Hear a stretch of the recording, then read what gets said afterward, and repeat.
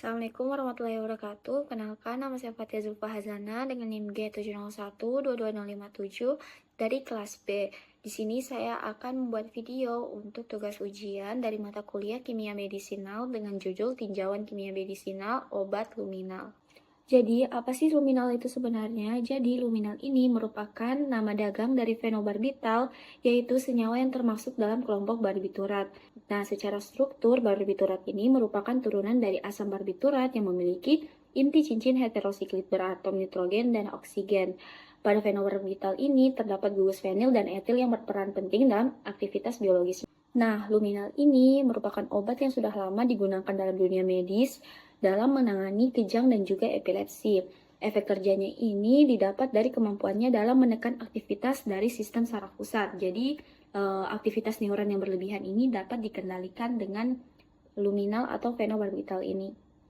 Jadi kita masuk ke profil obat dari luminal ini sendiri. Jadi secara IUPAC, nama lengkapnya ini adalah 5-etil, 5-penil, 1,3 diazinin, dan 2,4,6 trion yang menggambarkan struktur dasar barbiturat dengan dua gugus substituen utama pada posisi 5 yaitu gugus etil dan fenil. Jadi kedua gugus ini berperan penting dalam menentukan aktivitas farmakologis serta sifat fisikokimia obat. Rumus molekulnya yaitu C12H12N2O3 dengan borat molekul sebesar 232,24 gram per mol. Jadi fenobarbital ini memiliki nilai pKa 7,43 sampai 7,4 yang artinya sebagian besar berada dalam bentuk non-ionik pada pH fisiologis yang mendukung kemampuan obat ini menembus sawar darah otak. Dan nilai log P-nya kurang lebih 2,1 yang menunjukkan bahwa senyawa ini memiliki lipofilisitas moderat, cukup larut dalam lemak, dan hal ini mendukung penetrasi ke sistem saraf pusat. Karakteristik ini menjadi penting dalam konteks kimia medisinal karena untuk bekerja di otak, suatu obat harus bisa melalui sawar darah otak atau brain-blood barrier. Nah, pada gambar di bawah ini, jadi kita bisa melihat tiga struktur. Yang pertama itu ada fenobarbital sebagai senyawa aktif. Yang kedua ada p-hidroksifenobarbital, yaitu hasil metabolit utama melalui proses hidroksilasi cincin aromatik.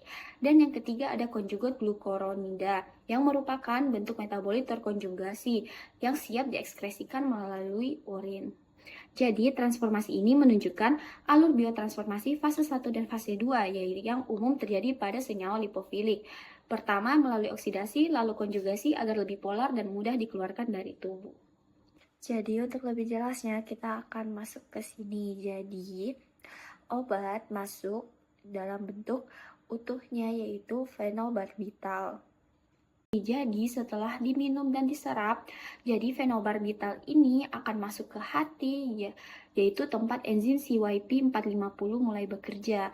Jadi enzim ini menambahkan gugus hidroksil atau OH pada cincin fenil yang menghasilkan p-hidroksifenobarbital. Jadi perubahan ini membuat molekul menjadi lebih polar atau lebih mudah larut di dalam air. Lanjut ke fase 2 yaitu konjugasi glukuronida yang dimana metabolit ini yang tadi masuk ke fase 2 yaitu konjugasi. Jadi sebuah molekul asam glukuronat ditambahkan ke gugus hidroksil tadi yang membentuk konjugat glukuronida. Jadi metabolit ini sekarang menjadi sangat larut air dan tidak aktif secara farmakologis. Yang terakhir yaitu ekskresi atau pengeluaran dari tubuh. Jadi konjugat yang larut dalam air ini kemudian akan dikirim ke ginjal dan dikeluarkan dari tubuh melalui urin. Proses metabolisme ini membantu tubuh mengeliminasi obat dengan aman dan efisien. Nah, selanjutnya kita akan membahas tentang struktur activity relationship dari luminal atau fenobarbital ini. Nah, sekarang kita masuk ke yang pertama, yaitu yang berwarna merah yang merupakan cincin pirimidin. Yang dimana struktur dasar fenobarbital ini terdiri dari inti pirimidin trisiklik, yaitu cincin dengan 3 gugus karbonil pada posisi 2, 4, dan 6. Yang dimana cincin ini juga dikenal sebagai inti dari barbiturat. Jadi bagian ini sangat penting karena menjadi tempat utama interaksi molekul obat dengan reseptor GABA A yang ada di otak. Jadi tanpa adanya cincin ini, fenobarbital tidak akan bisa menjalankan fungsinya sebagai antikonvulsan atau sedatif. Nah, selanjutnya yang berwarna biru ini merupakan cincin benzen yang disebut juga sebagai gugus fenil dan melekat di posisi kelima dari cincin pirimidin. Gugus ini sangat berperan dalam menentukan sifat lipofilik dari obat yang artinya semakin mudah larut dalam lemak. Nah, mengapa cincin ini penting? Karena sifat lipofilik membantu fenobarbital menembus sawar darah otak atau blood-brain barrier. Nah, hanya molekul lipofilik lah yang hanya bisa masuk ke dalam otak untuk mencapai reseptor target. Dengan kata lain, cincin fenil ini berperan penting untuk menentukan apakah fenobarbital ini bisa mencapai tempat kerjanya di sistem saraf otak.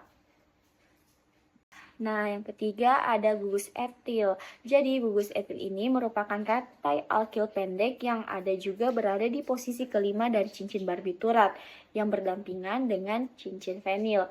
Jadi, fungsi utama dari gugus ini merupakan dia inilah yang mengatur durasi kerja dan potensi dari obat.